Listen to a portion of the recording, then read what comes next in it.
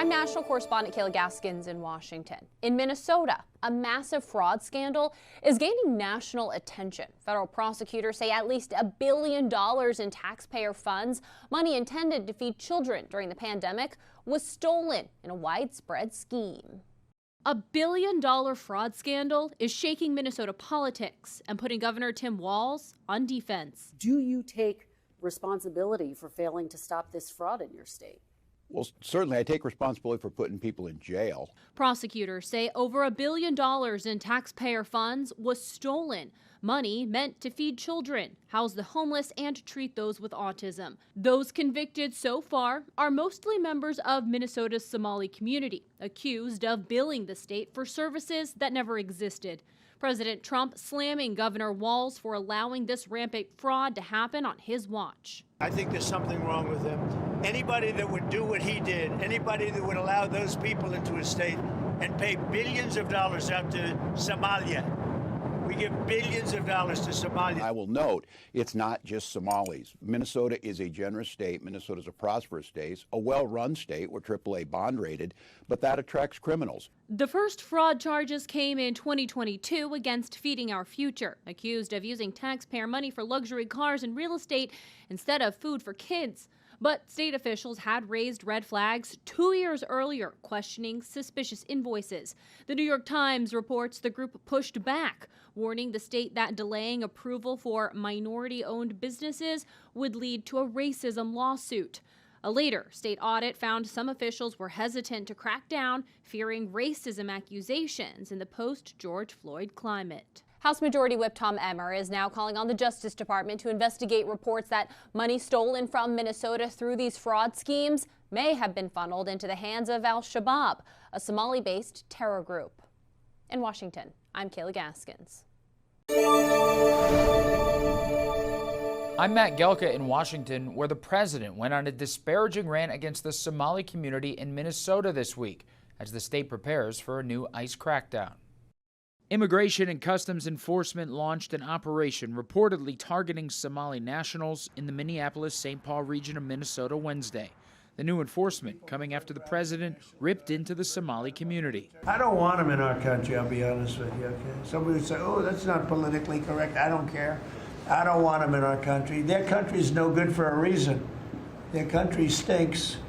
And we don't want them in our country. I could say that about other countries, too. Minnesota is home to the largest Somali community in the country, and the Trump administration is investigating a $1 billion fraud claim in the state where public assistance tax dollars have allegedly been funneled to terrorist organizations based in Somalia. Trump targeted Somali-American Congresswoman Ilhan Omar in his rant. We're going to go the wrong way if we keep taking in garbage into our country. Ilhan Omar is garbage. She's garbage.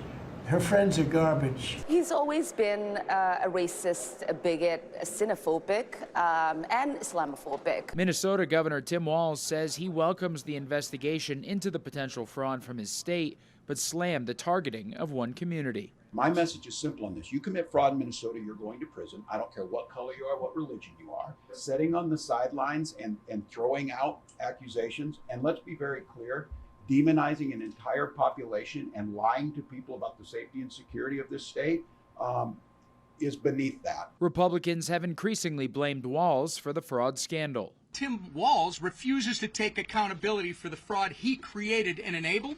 President Trump is committed to justice for the crimes against the taxpayers of Minnesota. Critics say the ICE crackdown on the Somali community is a waste of time and money because the overwhelming majority of Somalis living in Minnesota are naturalized U.S. citizens, according to census data. Reporting in Washington, I'm Matt Gelka.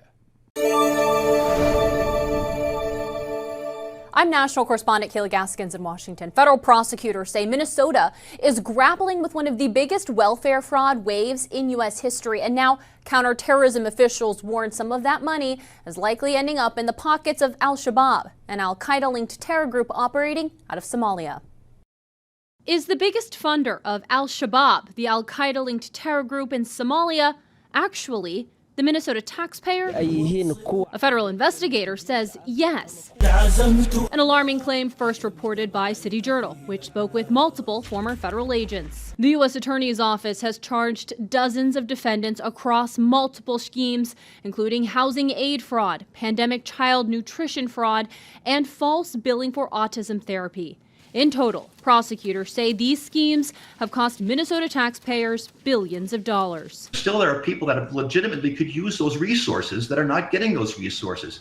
It's past criminal. Minnesota is home to one of the country's largest Somali communities. Former state fraud investigator KVII-TV, himself a Somali American, wrote last year that it's uncomfortable and true that nearly all defendants in these major fraud cases come from that community. They have taken advantage of the most generous country in the world and one of the most generous states in that country. And according to City Journal, some of the stolen money was sent overseas through informal cash transfer networks. Investigators say once that cash arrived in Somalia, al-Shabaab took a cut, whether the sender intended that or not. Pretty much across the board, people that I spoke to said there really isn't a law enforcement solution to this problem. As you said, that's simply playing whack-a-mole.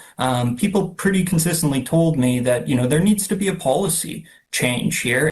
Critics claim Minnesota leaders have tiptoed around the issue, fearing a backlash from the state's powerful Somali American voting bloc. In Washington, I'm Kayla Gaskins. I'm Christine Frizzau in Washington, where lawmakers on Capitol Hill say they want more information about years of fraud being committed by Minnesota residents, the vast majority Somali Americans. The investigations have gotten the attention and the ire of the president. The Somali community in Minnesota, top of mind in recent days for President Donald Trump. These Somalians have taken billions of dollars out of our country. They've taken billions and billions of dollars. The president appearing to refer to recent investigations showing widespread fraud in Minnesota. The majority of those charged, members of the Somali community, including the case of Feeding Our Future, a false charity said to be providing meals given $250 million under the federal child nutrition program. Hundreds of millions of dollars were diverted, again, by several dozen Somali nationals who took the money they were supposed to be using to feed children and, in fact, were pocketing for criminal instances. There are more examples, not only of fraud perpetrated by those in the Somali community, most of whom are U.S. citizens, but of a concerted effort by government officials to cover it up. The corruption went on and on and on for years because there was this climate of fear of wanting to raise these issues. They're concerned about, maybe being called racist or bigoted. House Oversight Committee Chairman James Comer sending letters to Minnesota's governor and attorney general, seeking information about why state regulators were reluctant to take action in response to allegations involving the Somali community, and related to accusations the Department of Human Services deleted data to cover up the rampant fraud. Congresswoman Ilhan Omar, who is herself Somali American and represents the region in Congress, was asked how the fraud got so out of control. I just think that a lot of the COVID programs that were set up, they were set up so quickly that a lot of the guardrails did not get created. Federal prosecutors have already said more indictments in these Minnesota cases are coming. It will be front and center on Capitol Hill and in Minnesota, where Governor Tim Walz is running for a third term. I'm Christine Frizzau for the National News Desk. See a huge focus on bringing negativity to the Somali community and connecting them to the Feeding Our Future scandal. But what we have to remember is, number one, that was a very, very, very small group of individuals involved in that fraud. They're being held accountable under the law. Many, if not all of them, will face time in prison. But the face of that scandal was actually a white woman named Amy Bach. So I'm going to say the quiet part out loud today. That particular person is who gave access for the scandal to happen in the first place. And yet the focus is on Somali individuals. If it weren't for a white woman opening the door, none of it would have even happened in the first place. So let's be honest here. But we don't hear Donald Trump and ICE and their minions calling out white people who engage in fraud or crime or abuse. And I'm from a community that has unfortunately been impacted as a result of white people's crimes against black people that have gone unrecognized, that have never been addressed, and where we continue to be mistreated and stereotyped, even though our community for decades upon decades have been the ones who have suffered as a result of white privilege, white power, and white supremacy. He's wrong, and we want them here. Somali people have been an extraordinary benefit. I'll say it again. Somali people have been a benefit to our city for longer than I have been in our city. They have started businesses and created jobs. They have added to the cultural fabric of what Minneapolis is. They were welcoming to me when I first came out to Minneapolis. In fact, they were one of the first groups that I myself got to know.